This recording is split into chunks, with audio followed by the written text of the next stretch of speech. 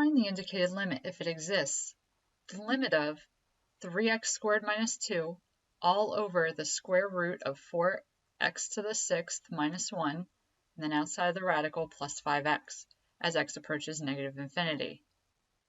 Let's begin by dividing each and every term by the highest exponent that we see within the functions that we have. So we have an x squared, we have an x, and then we have the square root of x to the 6th, which is equal to the absolute value of x to the 3rd. So let's start by dividing all of our terms by this value.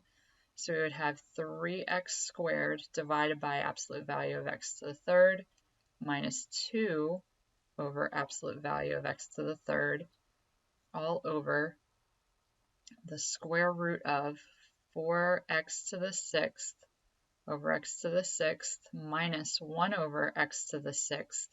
And then outside the radical we have plus 5 divided by the absolute value of x to the 3rd. Oh, and I forgot an x in the numerator there. All right, and we're taking the limit of this as x approaches negative infinity.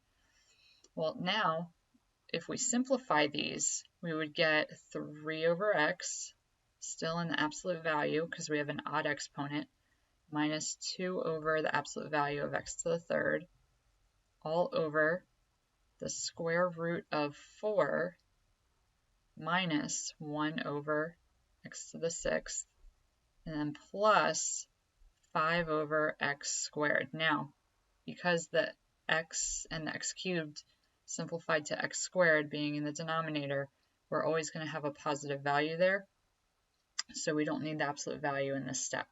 And we're taking the limit of this as x approaches negative infinity. All right, so if we put negative infinity in for all of these x values, we will get a 0 minus 0. And the denominator will have the square root of 4 minus 0 and then plus 0. And that's equal to 0 over the square root of 4, which is 2. And 0 divided by 2 is 0. So the answer here is A, 0.